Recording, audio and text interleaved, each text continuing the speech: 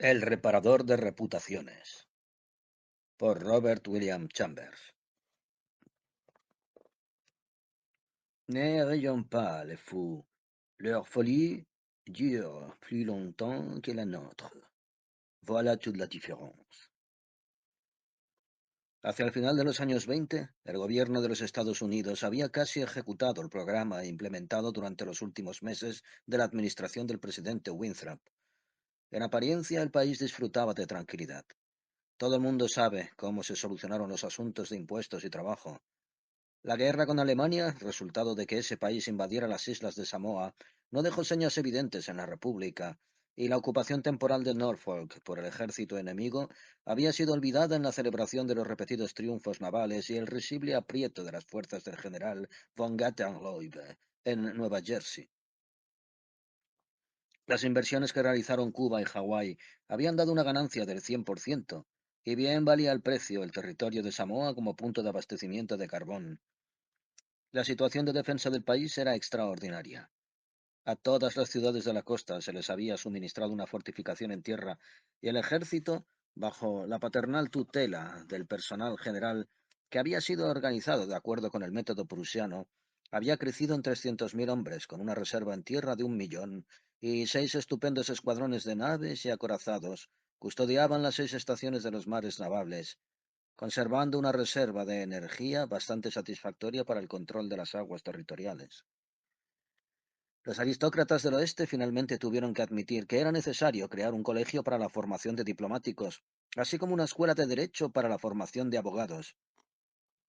Como resultado, ya no éramos representados en el extranjero por patriotas incapaces. El país era próspero.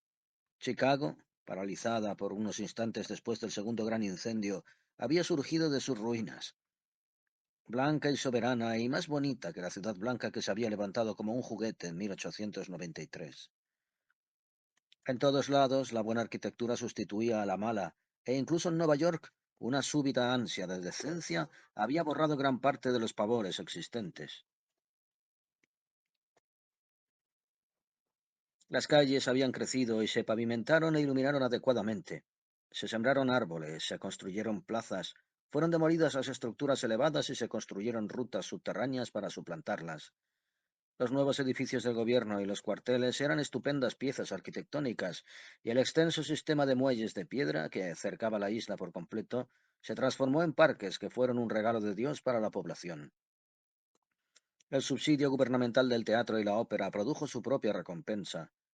La Academia Nacional de Diseño de los Estados Unidos no era muy diferente a las instituciones europeas del mismo tipo. Nadie envidiaba al ministro de Bellas Artes, ni su lugar en el gabinete ni su ministerio. El ministro de Reforestación y Conservación de la Fauna lo pasaba mucho mejor debido a un nuevo procedimiento de policía montada nacional. Se lograron beneficios con los últimos tratados firmados con Francia e Inglaterra. La exclusión de aquellos judíos que nacieron en el extranjero como medida de autoconservación nacional, la formación de un nuevo Estado negro, independiente de Soigny, el control de la inmigración y las novedosas leyes sobre la naturalización y la progresiva centralización del poder en el Ejecutivo fueron medidas que favorecieron la calma y el bienestar de la nación. Cuando el gobierno logró solucionar el problema indio y batallones de una caballería de exploradores indios con sus trajes autóctonos reemplazaron a las deplorables organizaciones vinculadas a unidades reducidas al mínimo por un antiguo secretario de guerra, el país respiró con profundo alivio. Y después del grandioso Congreso de Religiones, cuando el fanatismo y la intolerancia quedaron enterradas y la compasión y la tolerancia comenzaron a unir sectas enemigas, muchos pensaron que había llegado el siglo de la felicidad y la abundancia, al menos en un nuevo mundo, que en todo caso es un mundo en sí mismo. Pero la autoconservación es la ley fundamental, y Estados Unidos tuvo que presenciar con absoluta tristeza cómo Alemania, Italia, España y Bélgica se debatían en la inquietud de la anarquía, mientras que Rusia, observando desde el Cáucaso, se inclinaba para dominarlas una a una. El verano de 1899 quedó marcado en la ciudad de Nueva York a causa del desmantelamiento de los ferrocarriles elevados, y el verano de 1900 permanecerá en la memoria de los neoyorquinos por mucho tiempo, ya que ese año fue desmontada la estatua de Dodge. El siguiente invierno Comenzó el movimiento para lograr la anulación de las leyes que prohibían el suicidio, que logró dar fruto a finales del mes de abril de 1920, cuando la primera cámara letal del gobierno se inauguró en el Washington Square. Ese día, yo caminaba por la avenida Madison desde la casa del doctor Archer, a quien había visitado por mera formalidad. Desde que sufrí la caída del caballo 4 años atrás, eventualmente sufría de dolores en la nuca y el cuello, pero hacía meses que habían desaparecido, y el doctor ese día me despachó diciéndome que ya no tenía nada de qué curarme. Penosamente valía la pena costear sus honorarios para que me lo dijera, porque yo ya lo sabía. Sin embargo, no le tenía aversión por causa del dinero. Lo que me disgustaba era el error que había cometido al principio. Cuando me levantaron del pavimento donde me encontraba sin conocimiento y algún ser compasivo le disparó una bala en la cabeza a mi caballo, fui trasladado donde estaba el doctor Archer y él, señalando afectado mi cerebro, me internó en su clínica privada donde me vi forzado a seguir un tratamiento por demencia. Finalmente decidió que me había recuperado y yo, que estaba al tanto de que mi mente siempre se había encontrado tan sana como la suya o más, tuve que pagar mis derechos de matrícula como él los llamó bromeando, y entonces me fui. Con una sonrisa le señalé que ya me las pagaría por su equivocación, y él, sonriendo de buen grado, me pidió que fuera a visitarlo de vez en cuando. Así lo hice, esperando tener una oportunidad para ajustar las cuentas, pero no se presentó ninguna, y yo le dije que podía esperar. Afortunadamente, la caída del caballo no tuvo consecuencias negativas. Por el contrario, había cambiado mi carácter para mejor. De ser un joven ciudadano perezoso, me convertí en una persona activa, enérgica, atemperada y, sobre todo, por sobre todas las cosas, ambiciosa. Solo había una cosa que me preocupaba. Yo me reía de mi propio malestar, aunque me preocupaba. Durante mi recuperación había comprado y leído por primera vez El Rey de Amarillo. Viene a mi memoria que después de haber leído el primer capítulo pensé que era mejor no continuar. Me puse de pie y lancé el libro a la chimenea. El volumen chocó con la rejilla y cayó abierto frente a la luz del fuego. Si no hubiera tenido un indicio de las palabras que iniciaban el segundo capítulo, nunca lo habría terminado. Pero cuando me incliné para levantarlo, fijé los ojos en una línea y con un grito de terror, o tal vez de alegría, tan intenso era el dolor de cada uno de mis miembros, lo arranqué de los carbones y me arrastré temblando hasta mi dormitorio, donde lo leí y lo releí, y lloré, y reí, y temblé víctima de un horror que aún me sorprende a veces. Esto es lo que me preocupa, porque no logro olvidarme de Carcosa, donde estrellas negras resplandecen en los cielos, donde las sombras de las meditaciones de los hombres se prolongan en la tarde, cuando los soles gemelos se sumergen en el lago de Ali, y para siempre mi memoria guardará el recuerdo de la máscara pálida. Suplico a Dios que maldiga al escritor, igual que el escritor maldijo al mundo con esta maravillosa y hermosa creación, pavorosa en su simplicidad, inquebrantable en su verdad. Un mundo que ahora tiembla frente al rey de amarillo. Cuando el gobierno francés confiscó los ejemplares de la traducción recién llegada a París, está claro que Londres sintió angustia por leerlo. Se sabe cómo el libro se propagó igual que una enfermedad infecciosa de ciudad en ciudad, de continente a continente, ilícito aquí, decomisado allá, denunciado por la prensa y el clero, censurado incluso por los más audaces anarquistas literarios. Ningún principio determinado había sido transgredido en esas malignas páginas, ninguna doctrina decretada, ninguna convicción agraviada. No había posibilidad de evaluarlo de acuerdo con ninguna de las pautas conocidas. No obstante, aunque se admitía que la nota del arte supremo había repicado con el rey de amarillo, todos consideraban que la naturaleza humana no podía resistir la tensión, ni prosperar con palabras en las que se ocultaba la esencia del más puro veneno. La sencilla banalidad e inocencia del primer capítulo dio paso a que el golpe cayera después con un efecto más terrible. Recuerdo que era el 13 de abril de 1920, cuando se constituyó la primera cámara letal del gobierno en el lado sur del Washington Square, en la calle Wooster y la Quinta Avenida Sur. Aquella manzana, que antiguamente estaba conformada por un montón de viejos edificios arruinados, utilizados como cafés y restaurantes para turistas, había sido comprada por el gobierno durante el invierno de 1898. Los cafés y restaurantes franceses e italianos fueron derribados. Toda la manzana fue cercada con un rajado dorado y transformada en un hermoso jardín con prados, fuentes y flores. En el centro del jardín se alzaba una pequeña edificación blanca de arquitectura rigurosamente clásica y rodeada de macizos de flores. 6 columnas jónicas soportaban el techo, y la única puerta existente era de bronce.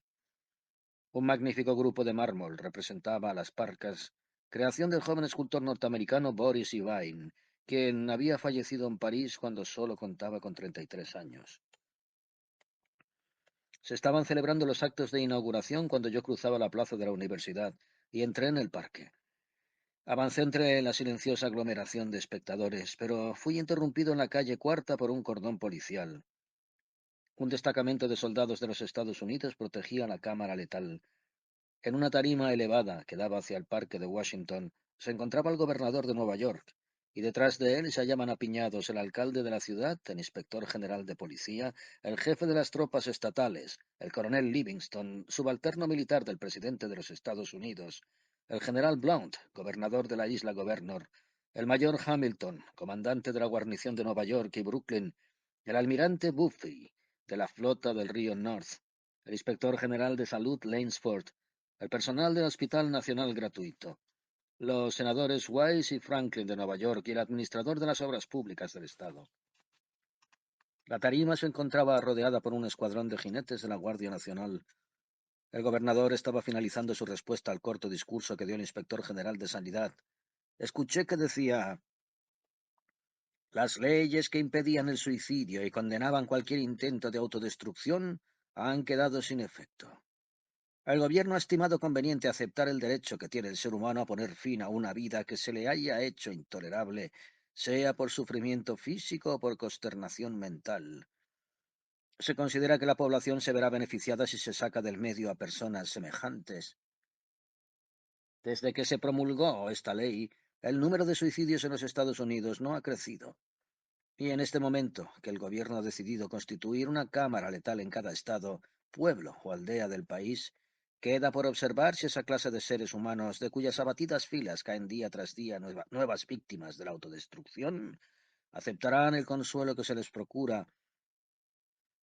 Hizo una pausa y volvió la vista hacia la blanca construcción. El silencio en la calle era categórico.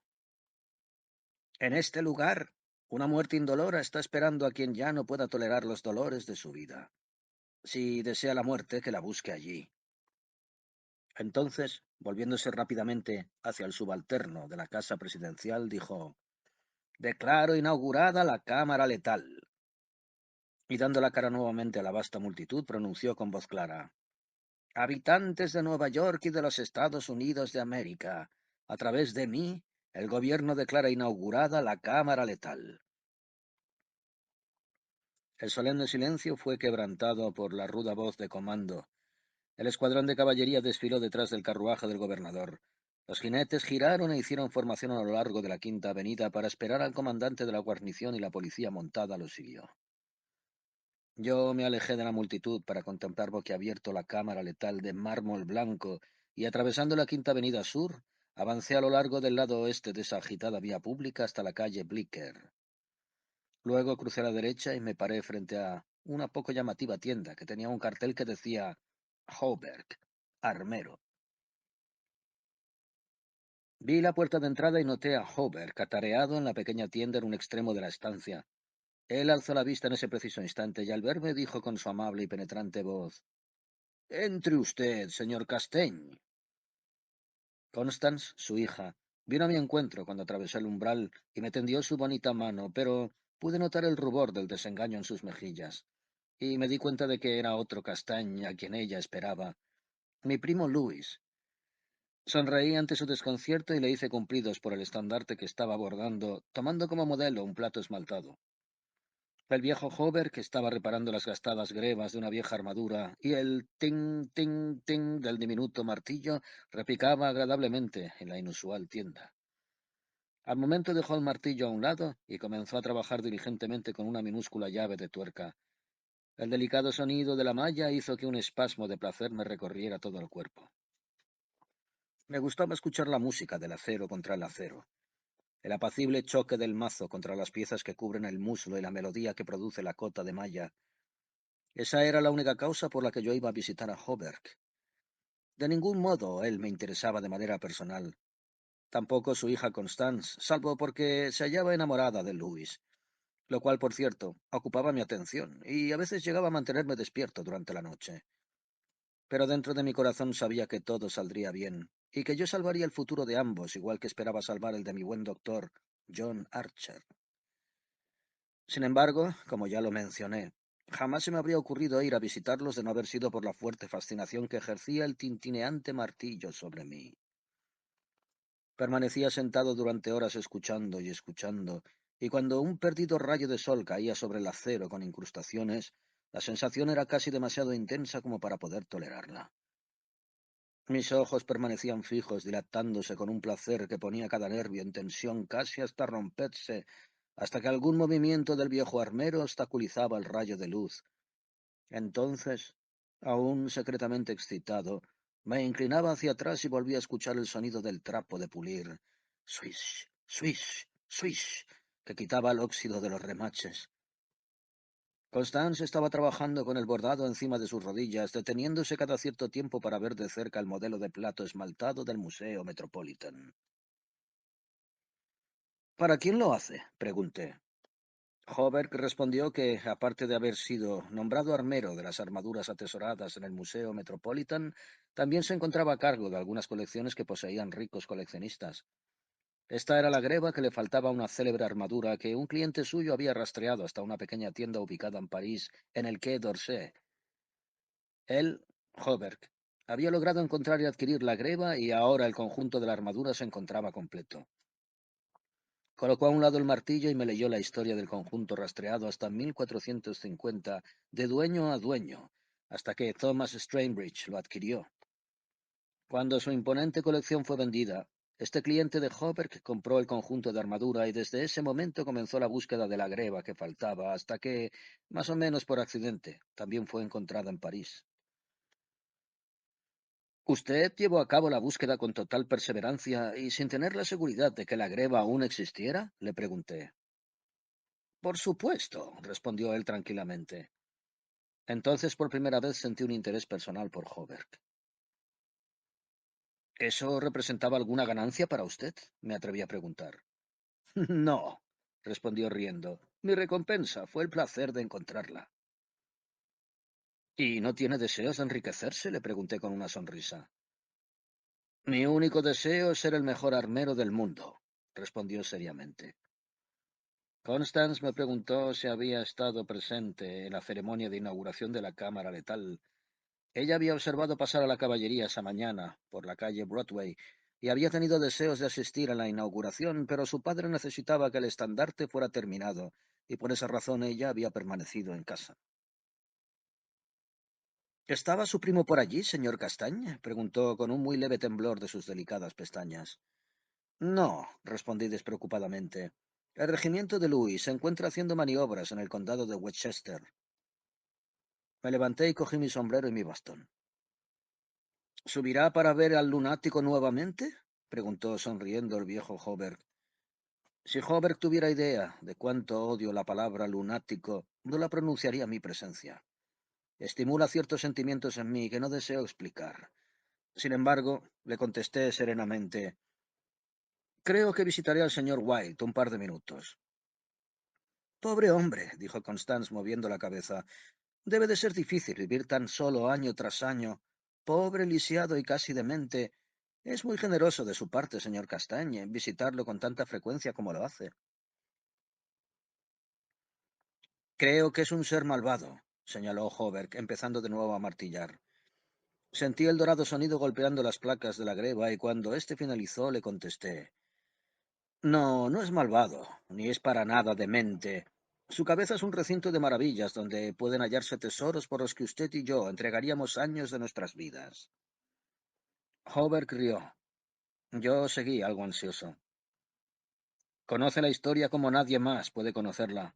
Nada, por insignificante que parezca, escapa a sus indagaciones, y su memoria es tan amplia y tan precisa en los detalles que si en Nueva York supieran que este hombre existe, no podrían rendirle suficientes honores.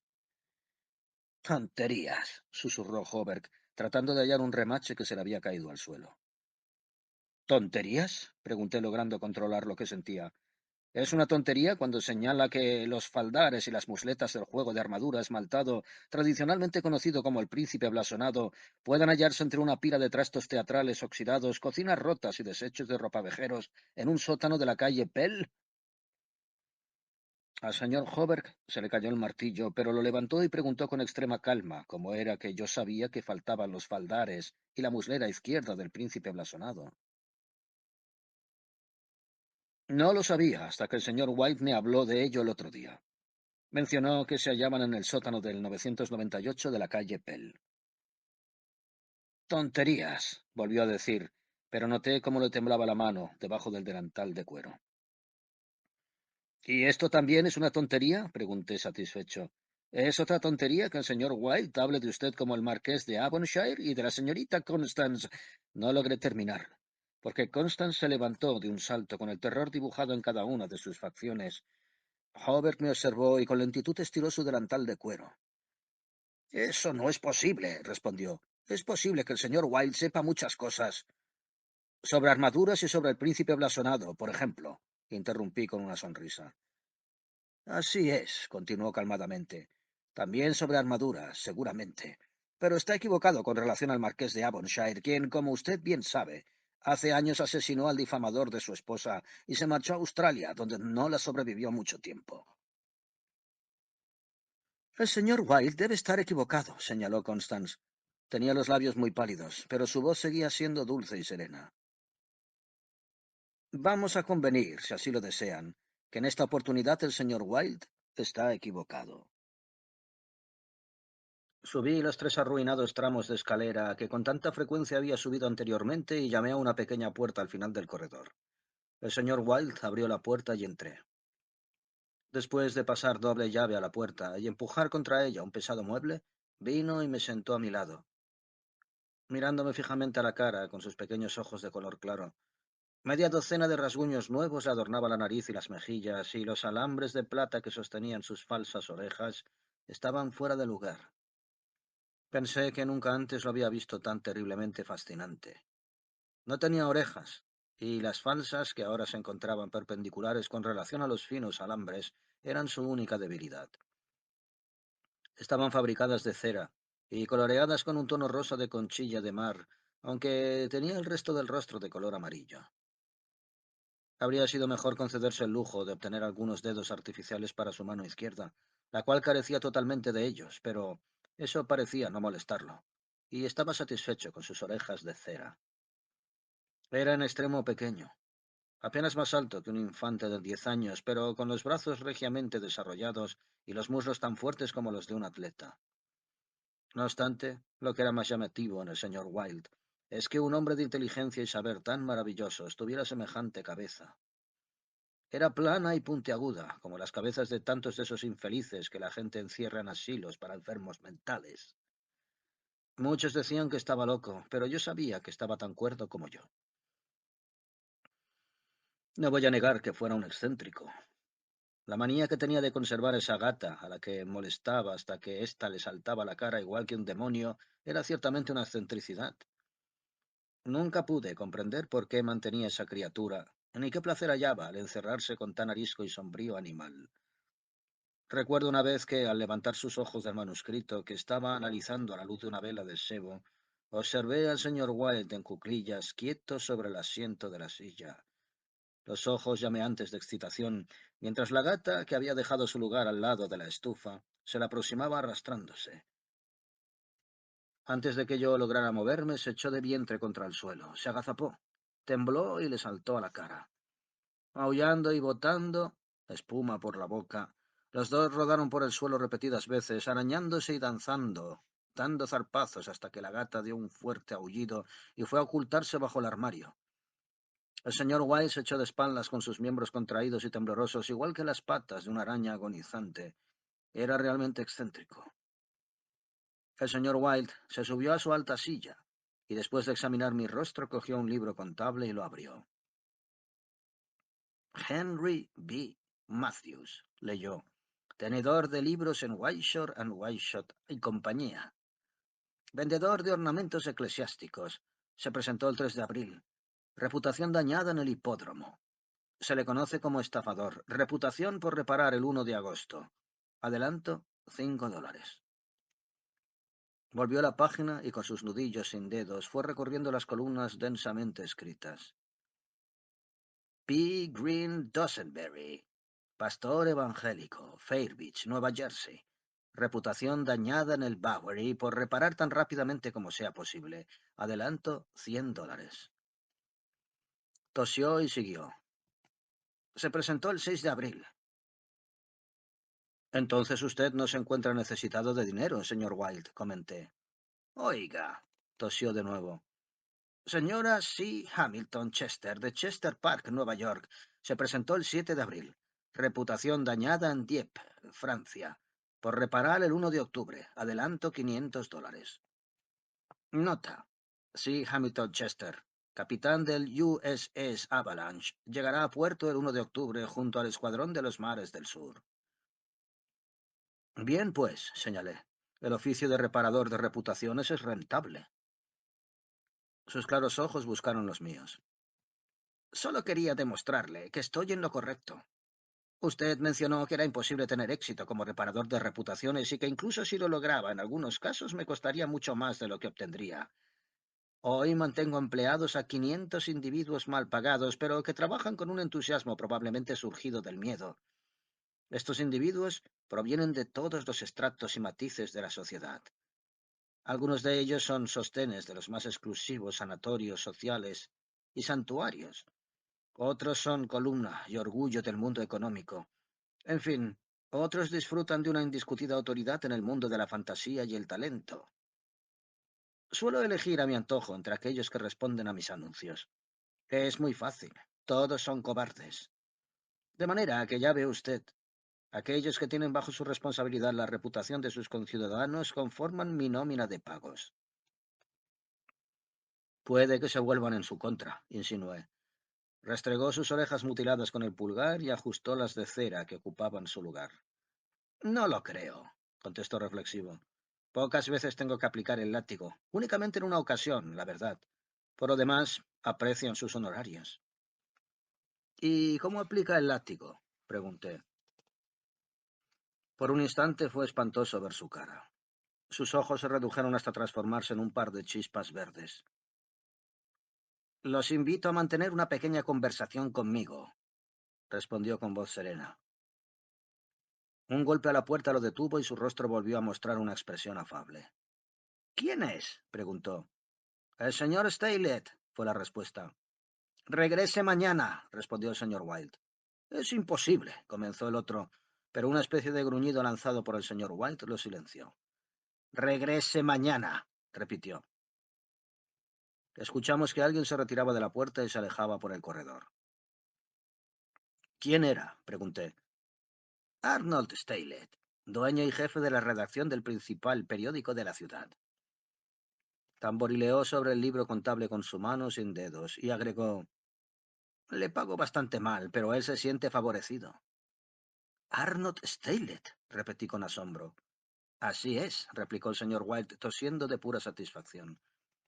La gata que había entrado en la estancia mientras él hablaba lo vio y refunfuñó. Él bajó de la silla e, inclinándose hacia el suelo, tomó al animal entre sus brazos y lo acarició. La gata paró de gruñir y comenzó un largo ronroneo cuyo timbre parecía elevarse mientras él la acariciaba. ¿Dónde se encuentran las notas? Pregunté. Él me indicó la mesa y por enésima vez tomé el paquete de un manuscrito titulado La dinastía imperial de América. Una a una fui examinando las gastadas páginas, gastadas exclusivamente por mis propias manos, y aunque ya lo sabía todo de memoria desde el comienzo, cuando desde Carcosa, las Íades, Astur y Aldebarán, hasta Castaigne, Louis de Calvados, nacido el 19 de diciembre de 1877, leí con vehemente y anhelante atención, deteniéndome eventualmente para leer algunos párrafos en voz alta y especialmente en Hildred de Calvados, hijo único de Hildred Castaigne y Edith Land Castaigne, primero en la sucesión, etcétera, etcétera, etcétera. Cuando concluí, El señor Wilde afirmó con la cabeza y volvió a toser. Hablando de su verdadero interés, señaló, ¿cómo están las cosas entre Constance y Louis? Ella lo ama, respondí sencillamente. La gata que estaba en sus rodillas se volvió y le lanzó un zarpazo en los ojos. Él la empujó y se subió a la silla que estaba frente a mí. ¿Y el doctor Archer? Aunque esa es una cuestión que usted puede arreglar cuando lo desee, agregó. Así es, contesté. El doctor Archer puede esperar, pero ya es hora de que hable con mi primo Louis. Sí, ya es hora, repitió él. Luego levantó otro libro contable de la mesa y hojeó sus páginas rápidamente. Ahora nos encontramos en comunicación con 10.000 hombres, indicó. Dentro de las primeras 28 horas podemos disponer de 100.000 y en 48 horas el Estado se alzará en masa. El país sigue al Estado. Y a la fracción que no lo haga, estoy hablando de California y el noroeste, más le habría valido no haber sido habitada. No voy a enviarles el signo amarillo. La sangre me subió a la cabeza, pero solo respondí, escoba nueva barre bien. La ambición de César y Napoleón empalidece ante aquella que no logró descansar hasta que se apoderó de las mentes de los hombres y controló hasta sus pensamientos aún no concebidos, dijo el señor Wilde. Usted está hablando del rey de amarillo, dije con voz ronca y con un estremecimiento. Es un rey al que han servido incluso emperadores. Me alegra ser su servidor, respondí. El señor Wilde se encontraba sentado frotándose las orejas con su mano incapacitada. Tal vez Constance no lo ama, insinuó. Iba a responder, pero la repentina irrupción de música militar sonando en la calle ahogó mi voz. El 20º pelotón de dragones, antes situado en el monte Saint Vincent, estaba regresando a las maniobras en el condado de Westchester, a sus nuevos cuarteles al lado oeste del Washington Square. Era el pelotón de mi primo. Un precioso grupo de individuos usando ajustadas chaquetas color celeste, elegantes cascos de piel y calzas de montar blancas con doble franja amarilla en las que sus piernas parecían modelarse. Todos los demás escuadrones iban armados con lanzas, de cuyas puntas metálicas ondeaban banderines amarillos y blancos. La banda avanzaba ejecutando la marcha del regimiento. Después pasaron el coronel y los soldados. Los caballos ocupaban el camino que resonaba bajo sus cascos, mientras sus cabezas subían y bajaban al unísono, y los pendones ondeaban en las puntas de las lanzas. Las tropas que montaban en la hermosa silla inglesa parecían pardas como las bayas al volver de la plácida campaña entre las granjas de Winchester, y la música del choque de sus sables contra las espuelas y el tintinear de las espuelas y los fusiles me deleitaron. Vi a mi primo cabalgando con su batallón, y era un oficial tan atractivo como el que más. El señor Wilde, que se había subido a una silla, también lo vio, pero no pronunció ni una palabra.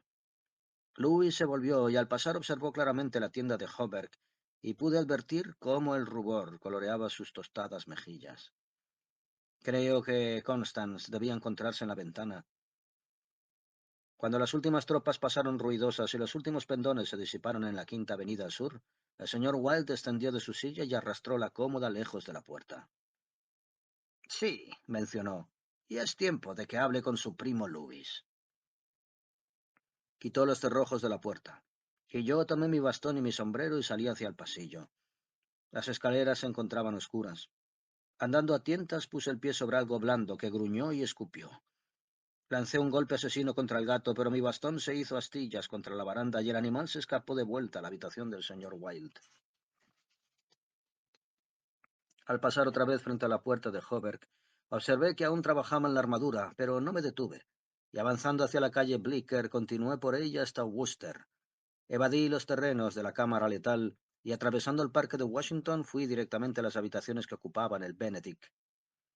Allí comí con total comodidad, leí el Herald y el Meteor, y finalmente me dirigí a la caja fuerte de mi cuarto y activé la combinación de tiempo. Los 3 minutos y 3/4 que se precisan para que la cerradura de operación temporal se abra son minutos de oro para mí. Desde el instante en que pongo a funcionar la combinación hasta el instante en que cojo la perilla y abro las macizas puertas de acero, experimento el éxtasis de la espera. Esos instantes deben ser como los que se viven en el paraíso. Yo sé lo que voy a hallar al terminar el límite del tiempo. Yo sé lo que la sólida caja fuerte protege de modo seguro para mí, únicamente para mí. Y el delicioso placer de la espera a duras penas es superado cuando la caja se abre y alzo desde su lecho de terciopelo una joya del oro más puro plagada de diamantes. Hago lo mismo todos los días. No obstante, la emoción de esperar y luego tocar la joya solo parece aumentar con el paso de los días. Es una diadema para un rey entre reyes, para un emperador entre emperadores. El rey de amarillo tal vez la rechace, pero su real sirviente la llevará.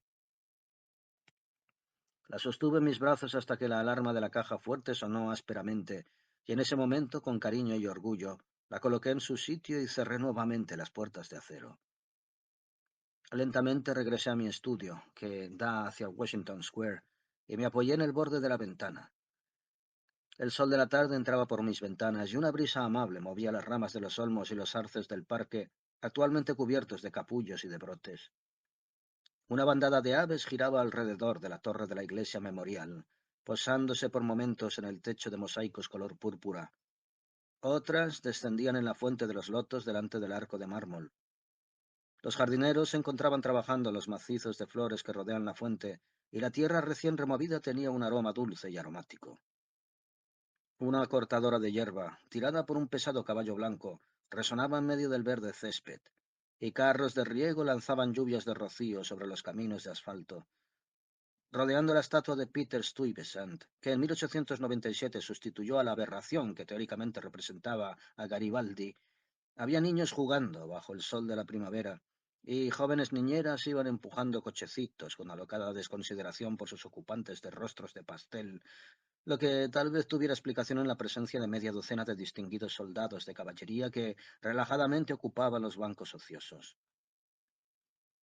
Entre los árboles, el arco en honor a Washington deslumbraba como plata al sol, y más allá, en el lado este del parque, los cuarteles de piedra gris de los soldados de caballería y los establos de la artillería de granito blanco se hallaban colmados de colorida y agitada vida. Observé la cámara letal en la esquina, al otro lado del parque. Algunos pocos curiosos aún permanecían alrededor de la baranda de hierro dorado, pero dentro del terreno los caminos estaban desiertos. Observé las fuentes que murmuraban y resplandecían. Los gorriones ya habían encontrado este nuevo refugio acuático, y los pozos se hallaban apretujados con la presencia de estos pajarillos de plumas empolvadas. Dos o tres pavos reales blancos caminaban picoteando por los prados, y una paloma de color oscuro se hallaba tan inmóvil sobre el brazo de una de las parcas que parecía ser parte de la piedra tallada. Cuando me alejaba despreocupadamente, un ligero alboroto en el grupo de curiosos que permanecía en torno a las puertas llamó mi atención. Había entrado un hombre joven que caminaba con pasos largos y nerviosos por el camino de grava que llevaba hasta las puertas de bronce de la cámara letal.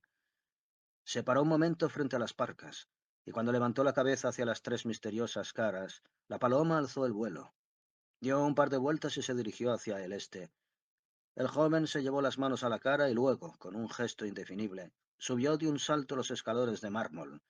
Las puertas de bronce se cerraron detrás de él, y media hora después, los curiosos se alejaron con paso apático, y la asustada paloma regresó a ocupar su lugar en el brazo de la parca. Me puse el sombrero y decidí dar un paseo por el parque antes de cenar. Mientras avanzaba por el camino central, iba pasando un grupo de oficiales, y uno de ellos exclamó: «¡Hola, Hildred!», y vino hacia mí para estrecharme la mano. Era mi primo Luis, que sonreía y se daba pequeños golpes en las espuelas con su látigo de montar. «Acabo de regresar de Winchester», mencionó. «Estuve haciendo vida campestre, leche y requesón. Ya sabes, lindas ordeñadoras con cofia que cuando les dices que son bonitas responden caramba, y no lo creo. Estoy muriendo por una buena comida en el de Molnikos. ¿Alguna novedad?» «Ninguna», le contesté en tono amable. «Pude ver la llegada de tu regimiento hoy por la mañana». «¿De veras? Yo no te vi. ¿Dónde estabas?» «En casa del señor Wilde». «Oh, rayos», expresó con inquietud. «Ese personaje es un loco de atar. No comprendo por qué te...» Pudo darse cuenta de cuán incómodo me sentía yo con su comentario y me pidió disculpas. «De veras, viejo», continuó, «no es mi intención ofender a un hombre a quien aprecias. Pero por mi vida no logro entender qué diablos tienes en común con el señor Wilde.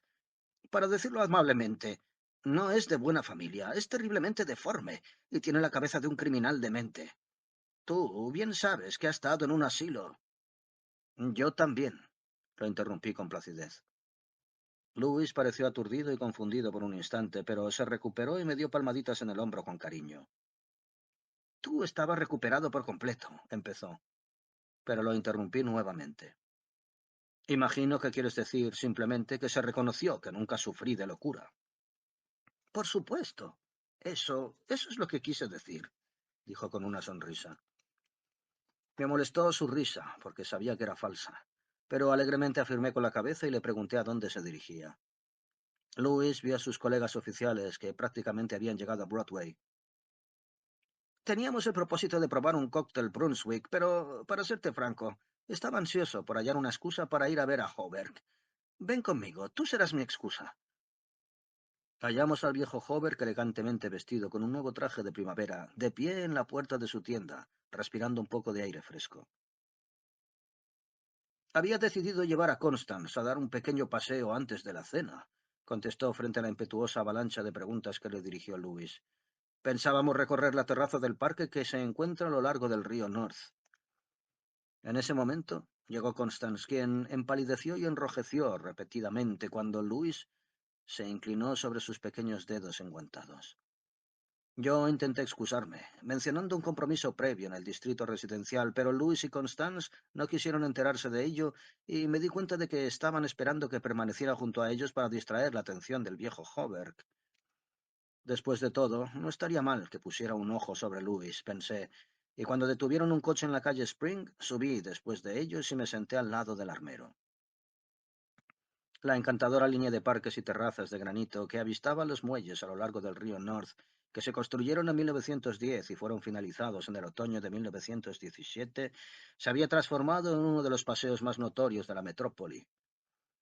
Se extendía desde el Battery hasta la calle 190 con vistas al noble río y brindando una hermosa vista de la costa de Jersey y los Highlands al frente.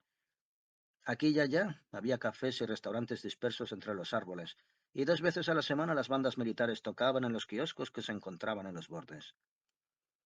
Nos sentamos bajo el sol en un banco que se encontraba al pie de la estatua ecuestre del general Sheridan.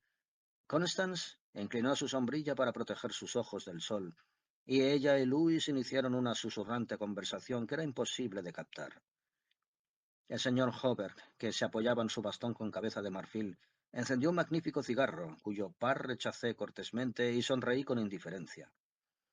El sol se hallaba bajo sobre los bosques de las islas Staten, y la bahía parecía teñida de tonos dorados que se reflejaban en las velas iluminadas por el sol de los barcos varados en el puerto. Bergantines, fragatas, yates, ferries entorpecidos con la aglomeración de personas en la cubierta, líneas de transportes ferroviarios con vagones de carga marrones, azules y blancos, pomposos vapores del canal, vapores cargueros de servicio irregular, barcos de cabotaje, dragas, chalanas y en infinidad de lugares en la bahía, pequeños remolcadores desvergonzados que resoplaban y pitaban laboriosos. Estas eran las naves que se meneaban en las aguas soleadas hasta donde la vista lograba alcanzar. En calmado contraste con los agitados veleros y vapores, una callada flota de buques de guerra color blanco estaban inmóviles en medio de la corriente. La jubilosa risa de Constance me sacó del ensueño. ¿Qué estaba fijando tan obsesivamente? Preguntó. Nada. La flota de barcos, sonreí. Entonces Louis nos señaló cuáles eran los barcos, indicando cada uno por su posición relativa con respecto al antiguo fuerte Red en la isla Governor. Aquella nave con forma de cigarro es un torpedero, mencionó. Hay otros 4 muy cerca. Son el Tarpon, el Falcon, el Sea Fox y el Octopus. Los cañoneros que están más arriba en la corriente son el Princeton, el Champlain, el Stillwater y el Erie. Al lado se encuentran los cruceros Farragut y Los Ángeles, y más alejados los acorazados California y Dakota, y el buque insignia Washington. Esos 2 trozos de metal achatados, anclados al lado del castillo William, son los monitores de doble torre blindada, el Terrible y el Magnificent. Detrás puede verse el ariete Osceola. Constance lo observaba con profundo beneplácito en sus bellos ojos. «¿Qué cantidad de cosas sabes para ser un soldado?», exclamó, y nos reímos todos juntos después de sus palabras. Entonces Louis se levantó, nos hizo un gesto con la cabeza y le ofreció su brazo a Constance. Ambos se fueron paseando a lo largo del muro del río. Hobart los estuvo observando por un momento y luego se dirigió a mí. «El señor Wilde estaba en lo correcto», mencionó. «Encontré los faldares y la muslera izquierda que faltaban del príncipe blasonado en un mugriento sótano de trastos en la calle Pell». «¿En el 998?», pregunté sonriente. «Así es». «El señor Wilde es un hombre muy sabio». «Quiero darle el crédito de este importantísimo descubrimiento», continuó Hobart, «y tengo el propósito de que se reconozca que él tiene derecho a la fama por ello». «Él no lo va a agradecer», señalé con brusquedad. «Por favor, no mencione el asunto». «¿Tiene idea del valor que tiene?», preguntó Hobart. «No. Tal vez $50. Está valorado en 500. Pero el dueño del príncipe blasonado pagará $2000 a la persona que complete el juego. Esa distinción también le corresponde al señor Wilde». «No la desea. La rechaza», contesté molesto. «¿Qué sabe usted del señor Wilde? No necesita el dinero, es rico. O lo será. Más rico que nadie, salvo mi persona». «¿Qué importará el dinero entonces? ¿Qué nos importará a él o a mí cuando... ¿Cuándo qué?», preguntó Hobart sorprendido. «Ya usted lo sabrá», dije nuevamente en guardia. Me observó con atención, como solía hacerlo el doctor Archer, y noté que pensaba que yo me encontraba mentalmente enfermo. Seguramente fue una suerte para él que no mencionara la palabra lunático en ese momento. «No», respondí a su inesperado pensamiento. «No me encuentro mentalmente alterado. Estoy tan cuerdo como el señor Wilde. Pero aún no quiero hablar de lo que traigo entre manos. Aunque se trata de una inversión que será más rentable que el oro, la plata o las piedras preciosas, asegurará la felicidad y la prosperidad de todo un continente. Sí, de un hemisferio». «Ah», exclamó Hobart. «Y al final», seguí con más calma, «asegurará la felicidad de todo el mundo». «¿Y también su propia felicidad y la del señor Wilde?». «Así es», sonreí, pero lo habría ahorcado por emplear ese tono. Me observó en silencio por un instante y luego, con suma delicadeza, me sugirió: «Señor Castañ, ¿por qué no deja sus libros y los estudios y toma unas vacaciones en las montañas? A usted le agrada pescar. La pesca de truchas suele ser muy interesante». «Ya no estoy interesado en la pesca», respondí sin la menor muestra de fastidio en mi voz. «A usted solía gustarle todo», siguió. «El atletismo, la navegación, la caza, los caballos». «Desde mi caída nunca más quise cabalgar», respondí con calma. «Ah, cierto. Su caída», dijo retirando su mirada de mí. Pensé que todas esas tonterías ya habían durado suficiente tiempo, de manera que conduje la conversación hacia el tema del señor Wilde nuevamente, pero Hobart me observaba el rostro de manera bastante ofensiva. «El señor Wilde», repitió, «¿tiene idea de lo que hizo hoy por la tarde? Bajó las escaleras y colocó un letrero encima de la puerta de entrada al lado de la mía que dice: Señor Wilde, reparador de reputaciones, tercera campanilla». ¿Usted sabe qué quiere decir reparador de reputaciones? Sí, lo sé, dije conteniendo la ira que sentía en mi interior. Ah, volvió a decir. Louis y Constance se nos aproximaron con lentitud y nos preguntaron si deseábamos acompañarlos. Hobart miró su reloj. En ese mismo instante, una nube de humo salió de las defensas del castillo William y el estruendo del cañonazo de la tarde repicó sobre el agua, y su eco retornó desde los Highlands hacia la otra orilla. La bandera descendió rápidamente por el asta. Las cornetas se escucharon sonar en las blancas cubiertas de los buques de guerra y una luz eléctrica se encendió en la costa de Jersey. Cuando regresábamos con Hobart a la ciudad, pude oír que Constance le susurraba algo a Louis en voz tan baja que me fue imposible entenderla, y Louis también, en voz muy baja, le dijo «querida mía», como respuesta. Y de nuevo, mientras caminaba adelante, cruzando la plaza con Hobart, escuché un susurro «tesoro» y otro «mi Constance», y entendí que ya casi era el momento de discutir temas muy serios con mi primo Louis.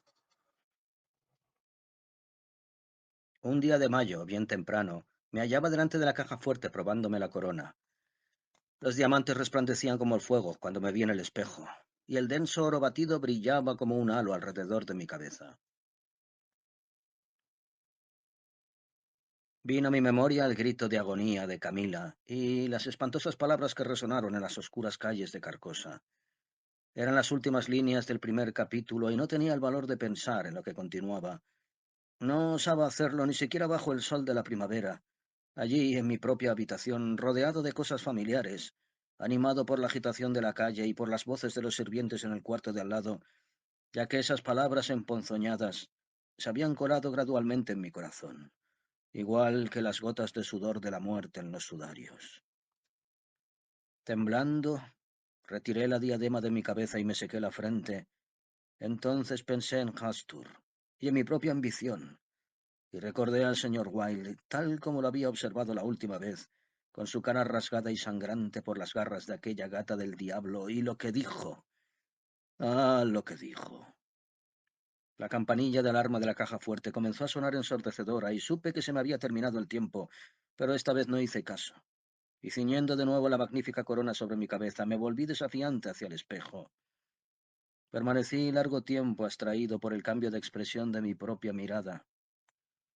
El espejo reflejaba un rostro como el mío, pero más blanco y tan consumido que apenas lo reconocí. Durante todo ese tiempo, me iba repitiendo entre los dientes apretados, el día ha llegado, el día ha llegado. Mientras tanto, la alarma de la caja fuerte seguía sonando y protestando, y los diamantes fulguraban y resplandecían sobre mi frente. Escuché que se abría una puerta, pero tampoco hice caso de ello. Solamente cuando vi un par de caras en el espejo, solamente cuando observé otro rostro aparecer encima de mi hombro y otro par de ojos posarse en los míos, giré como un rayo y tomé un amplio puñal de la mesa de tocador. En ese momento mi primo, con el rostro muy pálido, dio un salto hacia atrás gritando «¡Hildred, por el amor de Dios!». Entonces, cuando bajé mi mano, me dijo «Hildred, soy yo, Luis, ¿no me reconoces?». Me quedé callado. No podría haber dicho nada, aunque mi vida dependiera de ello. Él vino hacia mí y retiró el puñal de mi mano. «¿Qué significa todo esto?», me preguntó con ternura. «¿Estás bien?». «Sí», le respondí, «pero no creo que me haya escuchado». «Vamos, viejo, vamos», exclamó. «Quítate esa corona de metal y vamos al estudio. ¿Vas a un baile de máscaras? ¿Qué es todo este oropel teatral?». Me alegré de que pensara que la corona estaba fabricada de latón y pasta, aunque no me gustó que lo pensara. Dejé que la tomara de mi mano, pues sabía que lo mejor era seguirle la corriente. Lanzó la espléndida joya al aire y al cogerla de nuevo giró hacia mí sonriendo. «Pagar 50 centavos por ella es caro». «¿Para qué es?». No contesté, pero cogiendo la corona de sus manos, la coloqué en la caja fuerte y cerré la maciza puerta de acero. De inmediato la alarma cesó su maléfico tintineo. Él me miró con curiosidad, pero no pareció notar el repentino cese de la alarma. No obstante, dijo algo de la caja fuerte, igual que si fuera una caja de bizcochos. Por temor a que descubriera la combinación, lo llevé al estudio. Luis se tiró en el sofá y comenzó a espantar las moscas con su inseparable látigo de montar. Vestía el uniforme de faena, con la chaqueta trencillada y la arrogante gorra, y noté que sus botas de montar estaban manchadas de lodo rojo. «¿Dónde estabas?», pregunté. «Saltando cauces de todo y de lodo en Jersey», respondió. «No he tenido oportunidad de cambiarme aún, ya que tenía apuro por verte. ¿No me brindas un trago de algo? Estoy cansado de muerte. He estado sobre un caballo 24 horas». Le brindé algo de brandy que había en mi armario y él se lo bebió con un mohín. «Esto es terriblemente malo», señaló.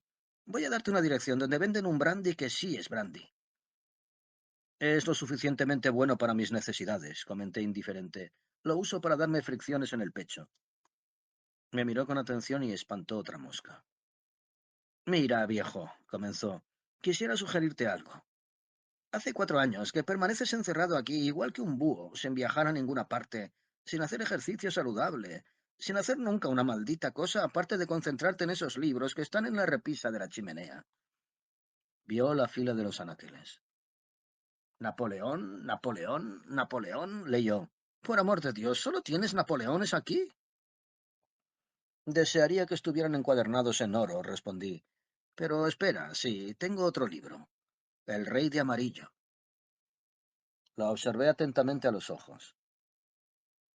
¿Lo has leído? Le pregunté. ¿Yo? No, gracias al cielo. No deseo perder la cabeza. Vi que se arrepintió de lo que había dicho apenas acababa de hacerlo. Existe solo una palabra que aborrezco más que lunático, y esa palabra es loco. Pero mantuve el control y le pregunté por qué suponía peligroso el Rey de Amarillo. Oh, la verdad es que no lo sé, respondió deprisa. Solo recuerdo el alboroto que produjo y las condenas de la Iglesia y la prensa. Creo que el escritor se dio un tiro después de dar a luz semejante monstruosidad, ¿no es cierto? Creo que aún está vivo, respondí. Eso es seguramente cierto, comentó. Las balas no podrían hacer nada contra un demonio semejante. Es un libro de grandiosas verdades, señalé. Sí, replicó, de verdades que vuelven locos a los hombres y destrozan sus vidas. No me importa que ese libro sea tal como mencionan la naturaleza suprema del arte. Es un verdadero crimen haber escrito y por mi parte nunca lo abriré.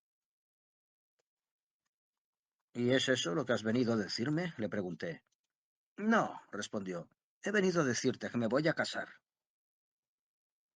Creo que por un instante mi corazón paró de latir, pero continuó mirándolo a los ojos. Sí, continuó sonriendo con felicidad. Voy a casarme con la más encantadora joven de la tierra. Constant Hoberg, dije mecánicamente. ¿Cómo lo supiste? Exclamó sorprendido. Yo no lo sabía hasta aquella tarde de abril en que fuimos a pasear por el malecón antes de cenar. ¿Y cuándo será la boda? Pregunté. Iba a ser el próximo mes de septiembre, pero hace una hora recibí la orden de que mi regimiento se presente en el presidio de San Francisco. Salimos mañana al mediodía. Mañana, volvió a decir. Piénsalo. Hildred, mañana voy a ser el hombre más feliz que haya vivido nunca en esta deliciosa tierra, porque Constance irá conmigo. Le di la mano para felicitarlo y él la tomó y la apretó como el perfecto necio que era, o que aparentaba ser. Voy a recibir a mi batallón como regalo de bodas, continuó con su parroteo. El capitán y la señora Castagne. Hildred? Entonces me mencionó dónde se celebraría la boda y quiénes estarían allí, y me hizo darle mi palabra de que iría y sería el padrino. Apreté los dientes y oí su juvenil charla sin mostrarle lo que sentía, pero estaba alcanzando los límites de mi resistencia, y cuando él se levantó de un salto, sacudiendo sus espuelas hasta que repicaron y mencionó que se iba, no intenté detenerlo. Solo hay algo que deseo pedirte, le dije con tranquilidad. Dímelo. Te lo prometo desde ya, dijo sonriendo. Deseo que esta noche nos encontremos para mantener una conversación de 15 minutos. Pues claro, si así lo deseas, dijo algo confuso. ¿Dónde? Puede ser en cualquier lugar. Allí, en el parque. ¿A qué hora, Hildred? A medianoche. Caramba, en nombre de... comenzó, pero se detuvo y asintió con una sonrisa. Vi cómo bajaba las escaleras y salía velozmente. Su sable repicaba a cada uno de sus largos pasos. Cruzó en la calle Blicker y pensé que iría a ver a Constance. Le di 10 minutos para esfumarse y después comencé a seguirlo, llevando conmigo la corona enjollada y la capa en la que se hallaba bordado el signo amarillo. Cuando crucé en la calle Blicker y crucé la puerta que sostenía el letrero Señor Wilde, reparador de reputaciones, tercera campanilla, pude ver al viejo Hoberg trabajando en su tienda, e imaginé que escuchaba la voz de Constance en la sala, pero los evadí y subí rápidamente las desvencijadas escaleras para ir al apartamento del señor Wilde. Llamé a la puerta y me salté las formalidades. El señor Wilde se encontraba en el suelo gruñendo, con el rostro ensangrentado y la ropa hecha jirones. La alfombra se hallaba cubierta de manchas de sangre y también estaba toda desgarrada por una batalla obviamente reciente. Esa maldita gata, señaló, dejando de gruñir y dirigiendo hacia mí sus ojos descoloridos. Me embistió mientras dormía. Creo que va a terminar matándome. Esto era excesivo, así que fui a la cocina y agarrando un cuchillo de la despensa comencé a buscar al infernal animal para ajustar cuentas con él en ese preciso instante. Mi búsqueda terminó siendo infructuosa, y al cabo de un momento la abandoné. Entonces regresé junto al señor Wilde, que estaba de cuclillas encima de su alta silla al lado de la mesa. Se había lavado la cara y cambiado sus ropas. Las grandes heridas que las garras de la gata le habían hecho en la cara estaban cubiertas con colodión y un trapo le cubría la herida que tenía en la garganta. Le mencioné que mataría a la gata cuando la encontrara, pero se limitó a mover la cabeza y a volver las páginas del libro contable que tenía frente a él. Leía un nombre tras otro de quienes habían ido a verlo con relación a su reputación, y las cantidades que había acumulado eran sorprendentes. Eventualmente ajusto los tornillos, declaró. Un día de estos, alguna de esas personas lo matará, insistí. ¿En verdad lo cree? Dijo restregándose las orejas amputadas. Era infructuoso discutir con él, de manera que bajé al volumen titulado Dinastía Imperial de América, el cual bajaría por última vez en el estudio del señor Wilde. Lo leí totalmente excitado y temblando de placer. Cuando finalicé, el señor Wilde tomó el manuscrito y, caminando hacia el oscuro pasaje que se dirige del estudio al dormitorio, llamó con un susurro. Vance. Entonces, por primera vez, observé a un hombre agazapado allí en la sombra. ¿Cómo era que no lo había visto mientras buscaba al gato? No tengo ni idea. Vance, entre, indicó el señor Wilde. La figura se levantó y avanzó arrastrando los pies hacia nosotros. Jamás olvidaré su cara frente a la mía cuando la iluminó la luz que penetraba por la ventana. Vance, este es el señor Castaigne, señaló el señor Wilde. Antes de que hubiera terminado de hablar, el hombre se lanzó al suelo frente a la mesa, sollozando fatigosamente. Oh Dios mío, ayúdame, por favor, perdóname. Oh, señor Castaigne, aleja a este hombre de mí. No puede ser, no puede ser que esta sea su intención. Usted es diferente a él, ayúdeme. Estoy indispuesto. Me encontraba en un manicomio y justo ahora, cuando todo estaba saliendo bien, cuando ya había logrado olvidar al rey de amarillo y... Pero volveré a enloquecer de nuevo. Voy a volverme loco. Su voz se quebró en un gemido de ahogo porque el señor Wilde se había lanzado sobre él y apretaba la garganta de aquel hombre con su mano derecha. Cuando Vance cayó despatarrado en el suelo, el señor Wilde se volvió a subir ágilmente en su silla y, restregando sus orejas mutiladas con el muñón de su mano, se dirigió a mí y me pidió el libro contable. Lo bajé del estante y él lo abrió. Después de buscar por un minuto entre las páginas nítidamente escritas, tosió con satisfacción e indicó el nombre de Vance. Vance, comenzó a leer en voz alta. Oswald Vance. Al escuchar su nombre, el hombre que yacía en el suelo levantó la cabeza y volvió su rostro convulso hacia el señor Wilde. Tenía los ojos inyectados de sangre y los labios congestionados. Se presentó el 28 de abril, siguió el señor Wilde. Ocupación, cajero del Banco Nacional de Seaforth. Cumplió una condena por falsificación en Sing Sing, de donde fue reubicado en el asilo para locos criminales. Fue perdonado por el gobernador de la ciudad de Nueva York y se le permitió salir del asilo el 19 de enero de 1918. Reputación dañada en la bahía de Sheepshead. Hay rumores de que vive por encima del nivel que le permiten sus ingresos. Reputación por reparar de inmediato. Adelanto, $1.500. Nota. Desde el 20 de marzo de 1919 se ha adueñado ilegalmente de sumas que alcanzan los $30.000. Es miembro de una excelente familia y aseguró su actual posición gracias a su tío. Su padre es el presidente del Banco de Seaforth. Observé al hombre tirado en el suelo. De pie, Vance, dijo el señor Wilde con voz afable. Vance se levantó como alguien que está hipnotizado. Ahora, usted hará lo que digamos, manifestó, y abriendo el libro leyó la historia completa de la dinastía imperial de América. Después, con una especie de susurro sedante, discutió ciertos puntos importantes con Vance que se hallaba como aturdido. Tenía una mirada tan inexpresiva y vacía que llegué a pensar que había perdido el juicio y así se lo hice saber al señor Wilde, quien me respondió que de cualquier manera eso no tenía importancia.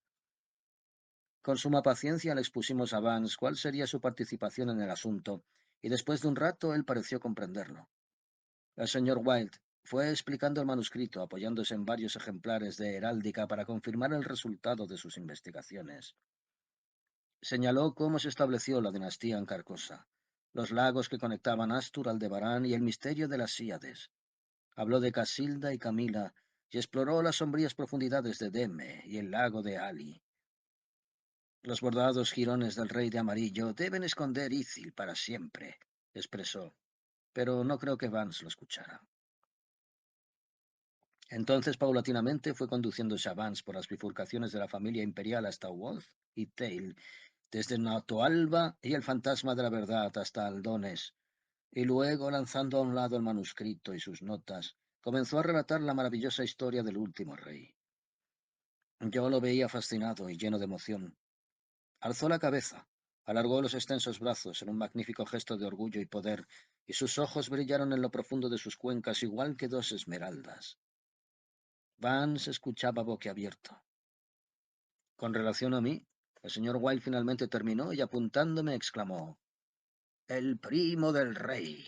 Y mi cabeza se inflamó de emoción. Manteniendo el control con voluntad sobrehumana, le expliqué a Vance por qué yo era el único digno de la corona y por qué mi primo debía ser exiliado o morir. Le hice entender que mi primo no debía casarse nunca, incluso después de haber renunciado a sus aspiraciones, pero, sobre todo, por qué no debía esposar a la hija del marqués de Avonshire y de ese modo incluir a Inglaterra en el asunto. Le mostré la lista de miles de nombres que el señor Wilde había elaborado. Cada hombre que aparecía en ella había recibido el signo amarillo que ningún ser humano vivo se atrevería a ignorar. La ciudad, el Estado, el país entero estaba dispuesto a levantarse y a temblar frente a la máscara pálida. Había llegado el momento, y la gente debía conocer al hijo de Astur. El mundo entero debía inclinarse ante las estrellas negras que resplandecen en el cielo sobre Carcosa. Vance se apoyó en la mesa con la cabeza enterrada entre sus manos. El señor Wilde trazó un torpe esbozo en el margen de un ejemplar del Herald del día anterior con un lápiz de grafito. Era el plano de la vivienda de Hoberg. Al instante escribió la orden, colocó el sello y yo, temblando igual que un impedido, firmé la primera orden de ejecución con mi nombre, Hildred Rex. El señor Wilde bajó al suelo y abriendo el armario sacó del primer anaquel una larga caja rectangular. Dentro de ella se encontraba un puñal nuevo cubierto con papel de seda.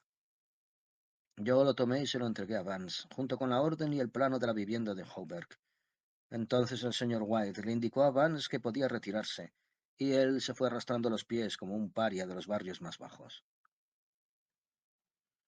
Permanecí sentado un momento mirando la luz del día esfumarse detrás de la torre cuadrada de la iglesia Hudson Memorial, y entonces, recogiendo el manuscrito y las notas, tomé mi sombrero y caminé hacia la puerta. El señor White me observaba, sin decir palabra. Cuando llegué al vestíbulo me volví. Los ojillos del señor Wilde seguían posados sobre mí. Detrás de él, las sombras se acumulaban en la luz que desaparecía. Seguidamente cerré la puerta y salí a las calles en penumbras. No había tomado nada de comer desde el desayuno, pero tampoco sentía apetito. Una infeliz criatura, medio muerta de hambre, que contemplaba desde la acera de enfrente la cámara letal, se percató de mi presencia y se aproximó para contarme una historia de infortunio. Le di algo de dinero, no sé por qué, y se retiró sin darme las gracias. Una hora después, otro paria se me acercó y suplicante narró su historia. Yo guardaba en mi bolsillo un pequeño trozo de papel en el que estaba dibujado el signo amarillo y se lo entregué.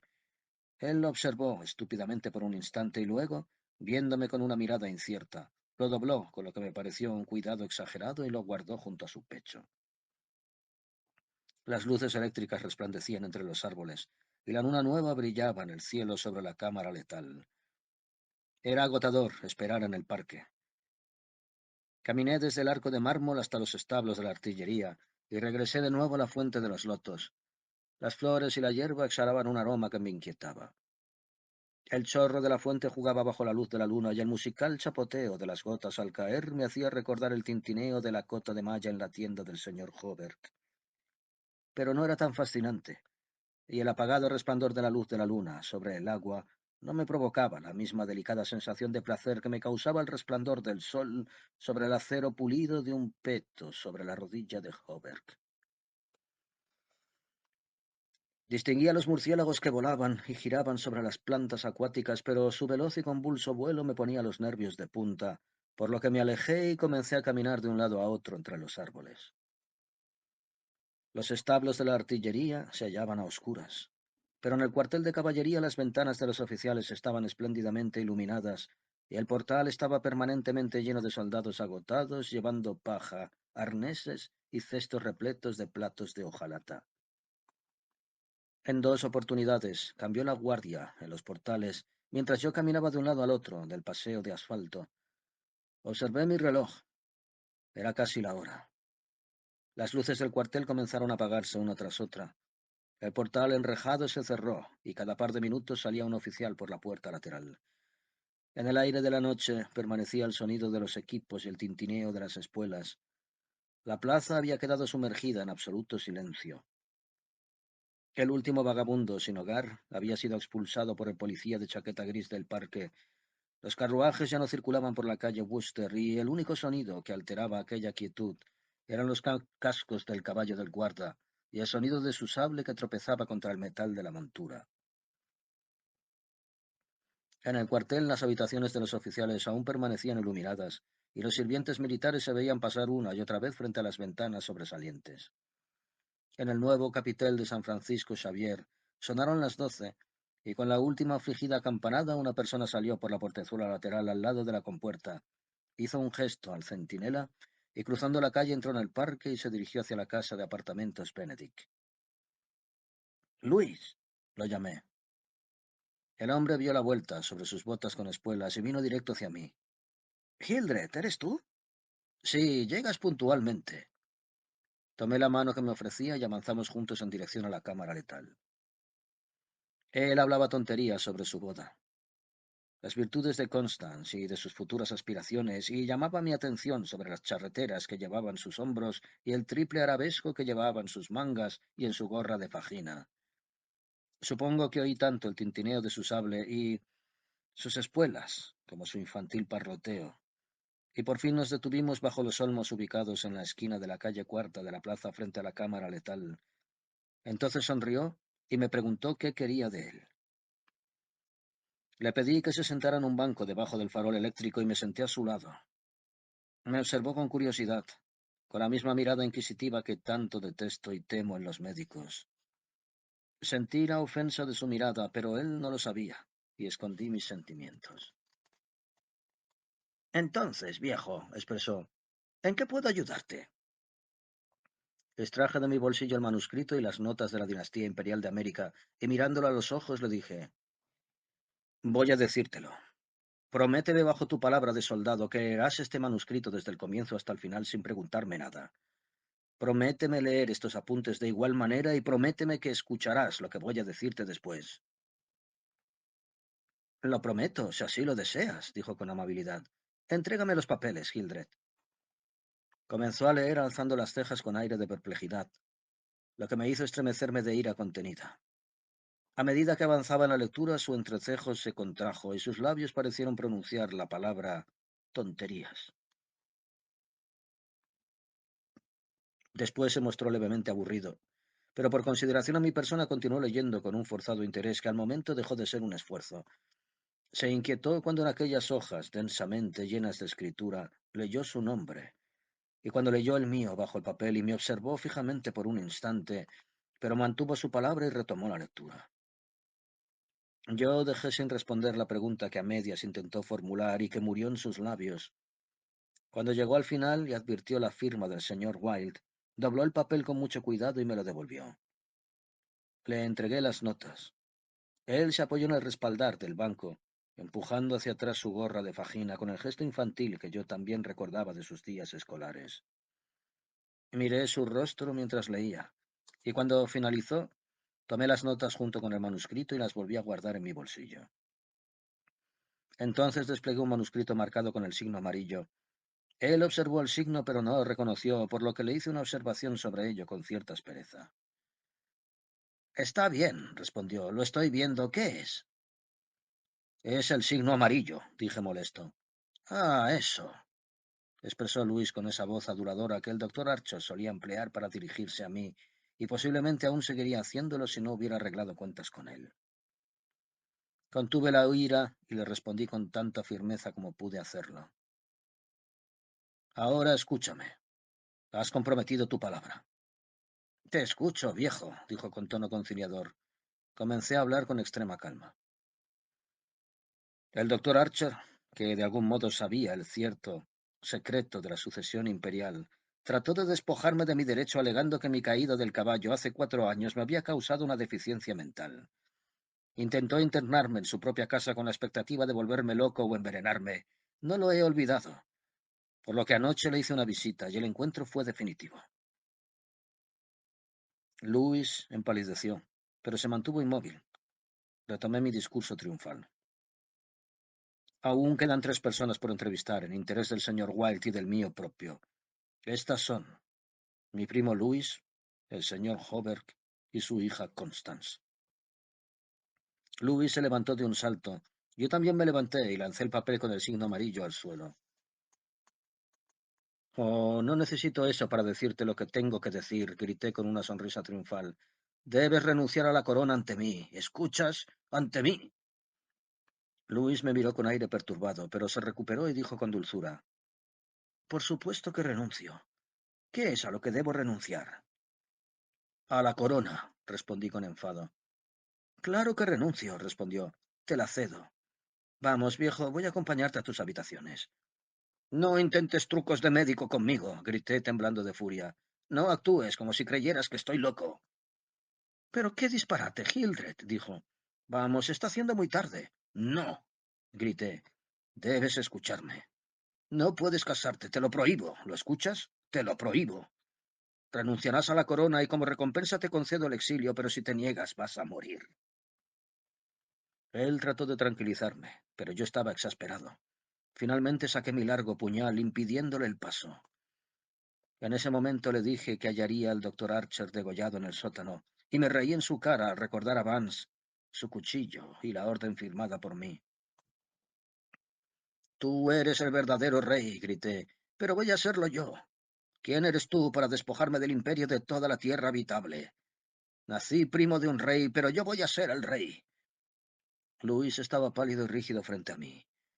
De repente un hombre llegó corriendo por la calle Cuarta, cruzó por el pórtico de la cámara letal, atravesó el camino hasta las puertas de bronce a toda velocidad y entró en la cámara de la muerte con un grito demente. Comencé a reír hasta las lágrimas porque logré reconocer a Vance y supe que Hobart y su hija ya no serían obstáculos en mi camino. Puedes irte, le dije a Luis. Ya has dejado de ser una amenaza. Ya nunca podrás casarte con Constance y si te casas con alguna otra en el exilio, iré a visitarte, igual que hice con el doctor Archer anoche. El señor Wilde se encargará de ti mañana. Entonces di la vuelta y salí disparado como una flecha por la Quinta Avenida Sur y, con un grito de espanto, Louis dejó caer su cinturón y su sable, y ligero como el viento comenzó a seguirme. Lo escuché aproximándose a mí en la esquina de la calle Blicker y crucé la puerta bajo el letrero de Hobart. ¡Alto disparo! Gritó. Pero cuando advirtió que yo subía corriendo las escaleras sin entrar en la tienda de Hobart, no vino detrás de mí, y escuché que daba golpes y llamaba a su puerta como si fuera posible avivar a los muertos. La puerta del señor Wilde se encontraba abierta y yo entré por ella gritando: Está hecho, está hecho. Que se levanten las naciones y veneren a su rey. Pero no logré encontrar al señor Wilde, de manera que me dirigí al gabinete y tomé la espléndida diadema de su cofre. Después vestí la bata de seda blanca en la que se hallaba bordado el signo amarillo y me ceñí la corona. Finalmente era rey. Rey, por mi derecho en Astur. Rey porque dominaba el misterio de las Híades y mi mente había explorado las profundidades del lago de Ali. Yo era rey. Los primeros destellos grises del alba levantarían una tormenta que sacudiría a ambos hemisferios. Entonces, mientras me encontraba allí de pie, con cada nervio en la cúspide de la tensión, debilitado por la satisfacción y la grandiosidad de mis pensamientos, afuera, en el sombrío corredor, escuché el gemido de un hombre. Tomé la vela de sebo y de un salto avancé hacia la puerta. La gata pasó corriendo a mi lado, igual que un demonio, y la vela se apagó, pero mi largo puñal fue más veloz que ella. La escuché chillar y supe que la había alcanzado. Por un instante la oí caer y chocar en la oscuridad y después, cuando su ímpetu cesó, encendí otra vela y la coloqué sobre mi cabeza. El señor Wilde estaba tirado en el suelo con la garganta desgarrada. En un comienzo lo creí muerto, pero puse atención, y una chispa verde se asomó en sus ojos hundidos. Su mano mutilada se movió, y un estremecimiento le estiró la boca de oreja a oreja. Por un momento mi miedo y mi desesperación cedieron espacio a la esperanza, pero cuando me incliné sobre él, sus ojos giraron en sus cuencas y falleció. En ese momento, mientras permanecía paralizado de ira y desesperación al ver mi corona, mi imperio, mis esperanzas, mis ambiciones, mi vida misma rendidas allí con el amo muerto, ellos llegaron. Me cogieron por la espalda y me ataron hasta que mis venas engordaron igual que cuerdas. Mi voz se resquebrajó con el arrebato de mis gritos enardecidos. Yo seguía debatiéndome, sangrante y rabioso entre ellos, y más de un funcionario de policía apreció el filo de mis dientes. Entonces, cuando yo no logré moverme, ellos se aproximaron. Miré al viejo Hobart detrás de él, el pálido rostro de mi primo Luis y un poco más allá en el rincón a una mujer que lloraba silenciosamente. Era Constance. Ah, ahora lo veo, aullé. Te apoderaste del trono y del imperio. Ay, ay de ti que te has ceñido la corona del rey de amarillo. Nota del editor. El señor Castaigne falleció ayer en el asilo para locos criminales.